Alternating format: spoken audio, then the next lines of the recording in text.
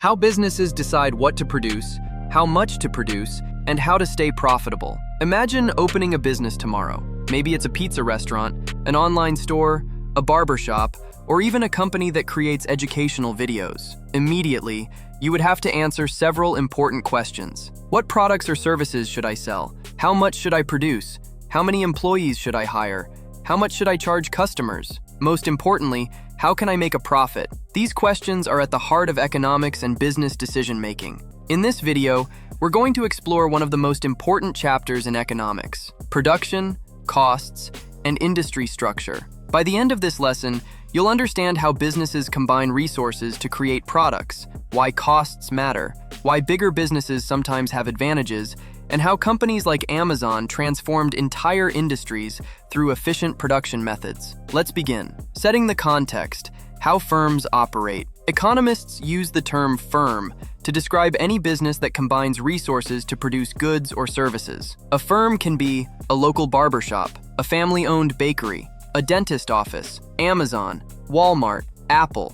Businesses come in all sizes, but they all share one common goal: earning a profit. A firm's basic formula is simple. Profit equals total revenue minus total costs. Revenue is the money a business earns from selling products. Total revenue equals price times quantity sold. Costs represent everything the business spends to produce those goods or services. Businesses must constantly balance these two sides of the equation. The chapter uses Amazon as an example. Amazon completely changed how books were sold. Years ago, customers visited local bookstores. Today, many consumers order books online and receive them at their homes within a day or two. Amazon succeeded because it developed an efficient production model and cost structure that allowed it to offer lower prices while reaching millions of customers. Every business, whether large or small, faces production decisions every day. Economists study these decisions through something called the theory of the firm, which explains how businesses behave and make choices. Main point 1: explicit costs versus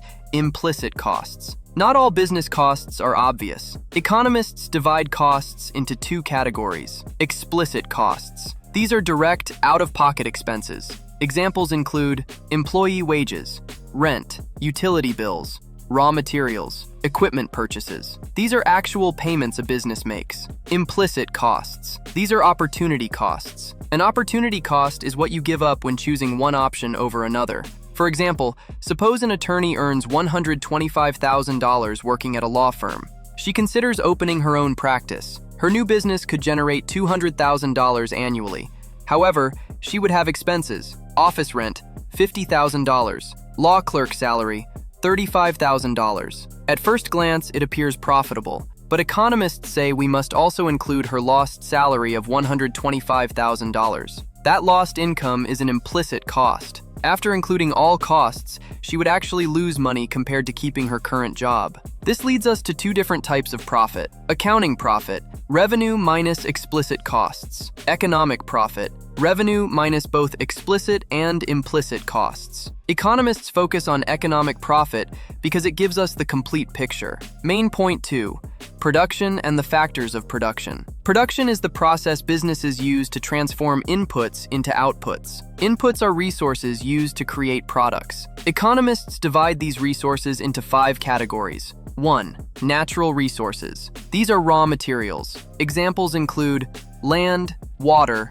wood, flour, tomatoes, energy. 2. Labor. Labor is human effort. It includes both physical and mental work. Examples include teachers, cashiers, factory workers, nurses, engineers. 3. Capital. Capital does not mean money. It means physical equipment used in production. Examples include buildings, computers, machinery, ovens, vehicles. 4. Technology. Technology refers to the methods used to produce goods. Questions include: what process should we use? Which equipment is most efficient? Should we automate tasks? 5. Entrepreneurship. Entrepreneurs make the decisions. They combine all the resources and take the risks of operating a business. Think about a pizza restaurant. The ingredients are natural resources. The cook is labor.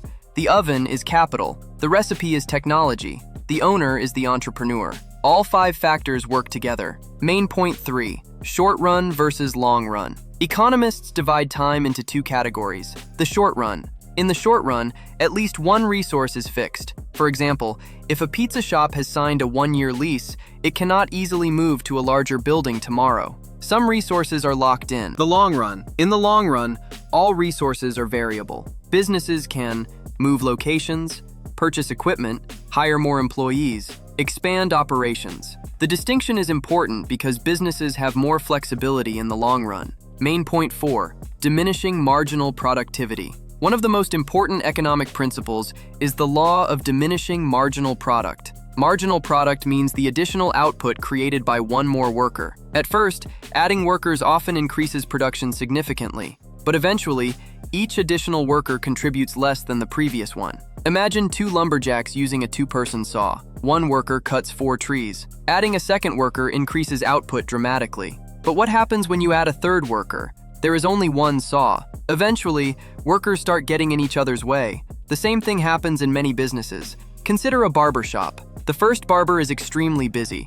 The second barber increases productivity, but after 6 or 7 barbers are working in a small space, they begin competing for customers and workspace. Productivity eventually slows down. This principle exists because some resources are fixed. There is only so much a building or machine can handle. Understanding business costs. Let's look at several types of costs businesses monitor. Fixed costs. These stay the same regardless of production. Examples: rent, insurance, equipment payments. Even if the business produces nothing, these costs remain. Variable costs. These change with production. Examples: employee wages, raw materials, supplies. Producing more means spending more. Total cost. Total cost equals fixed costs plus variable costs. Businesses also calculate costs per unit. Average cost. Average cost equals total cost divided by quantity produced. This tells businesses how much each item costs on average. Marginal cost. Marginal cost is the cost of producing one additional unit. This number is extremely important.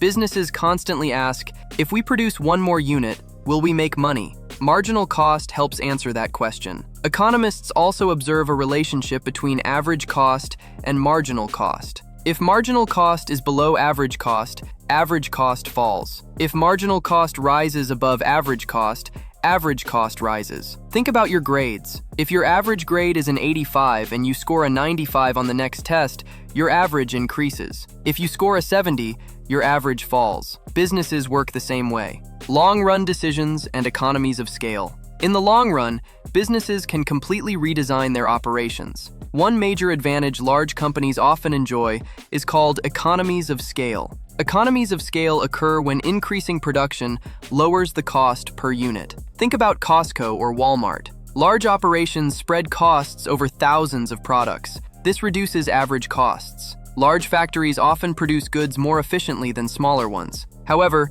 bigger is not always better. Eventually, companies may experience diseconomies of scale. This happens when organizations become too large and inefficient. Problems may include communication breakdowns, increased bureaucracy, slower decision-making, employee coordination issues. The ideal business size balances efficiency with manageability. Conclusion and key takeaways. Let's review the major ideas. Businesses exist to earn profits. Profit depends on balancing revenue and costs. Economists distinguish between explicit costs, implicit costs, accounting profit, economic profit. Businesses combine 5 factors of production: natural resources, labor, capital, technology, entrepreneurship. In the short run, some resources are fixed. In the long run, all resources are flexible. Businesses experience diminishing marginal productivity as they add workers to fixed resources. They constantly monitor fixed costs, variable costs, total costs, average costs, marginal costs. Finally, many firms pursue economies of scale to reduce costs and remain competitive. Understanding these concepts helps explain why some businesses succeed, why others struggle, and why companies like Amazon have transformed the modern economy. Economics is ultimately the study of decision-making, and every business decision comes back to one fundamental question: how can we use limited resources most efficiently to create value for customers while remaining profitable? That question drives every firm, every day.